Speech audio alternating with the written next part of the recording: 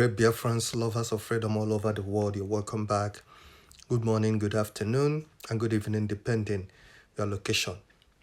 All right, pressure keep mounting. American Igbo veterans in USA, they have called Keir Starmer of England, Britain, warning him that if Mazen Nnamdi Kanu buys or dies in detention, that they will hold Britain responsible. They have called for immediate release of Mazen Nnamdi Kanu, who is British citizen, but in DSS custody in Nigeria. So they have sent a direct message, in fact, letter to the Prime Minister of Britain, calling him to take action to release his citizens that have been held over 3 years in Nigerian custody.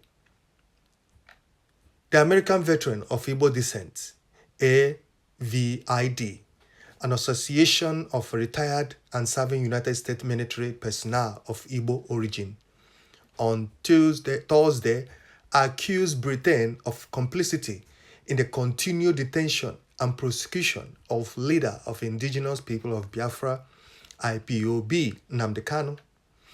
Kanu, who is being tried by the Nigerian government on terrorism charges, hold both British and Nigerian citizens. Addressing journalists in Abuja on Thursday, AVID President Dr. Sylvester Onye accused the British government of not only abandoning Kanu, its citizen, but also supporting and encouraging his detention and prosecution.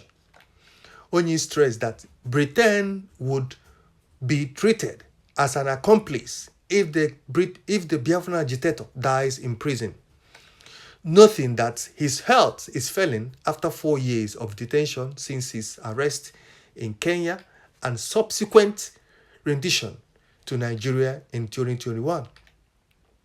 Citing international laws, particularly Article 12 of the International Covenant on Economic, Social and Cultural Rights, ICESCR, Onye insisted that Britain has an obligation to intervene medically in Kanu's case.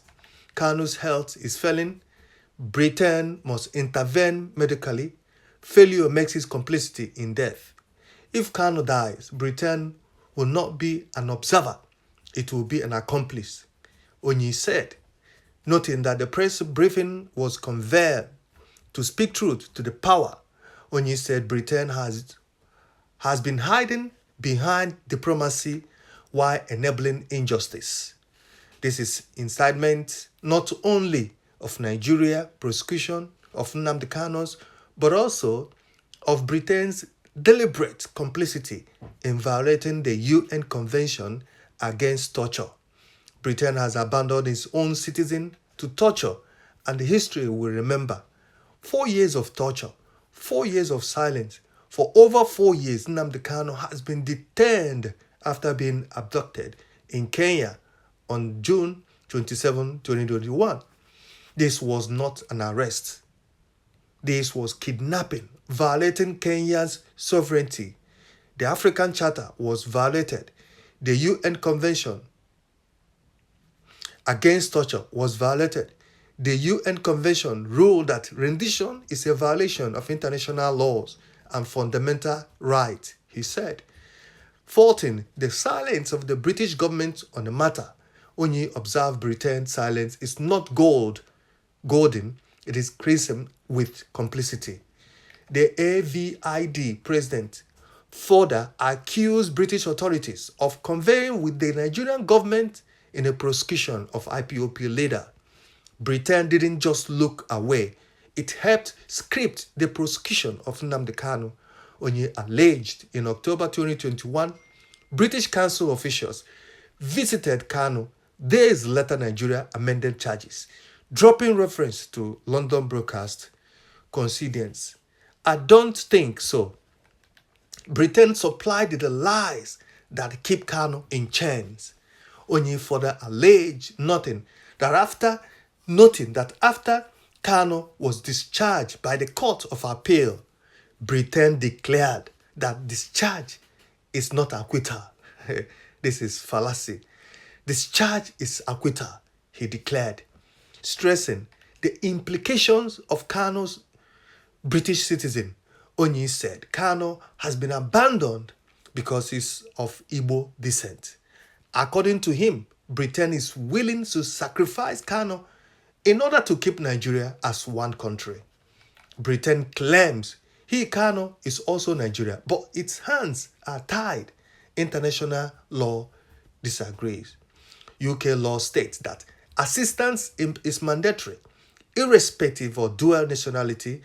Dual nationality is not a death sentence unless Britain makes it one. British endorsement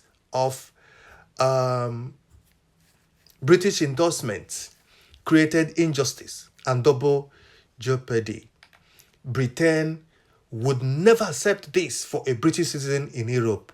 But for an Igbo man in Africa, in Nigeria, it is business as usual. Why? Because Kano challenged the artificial state Britain created in 1914, and because he's an Igbo man, Britain is still trying to protect the frankincense it built in 1914, even if it means destroying its own citizen. The American veterans of Igbo descent accused Britain of maintaining a policy of marginalization against the Igbos.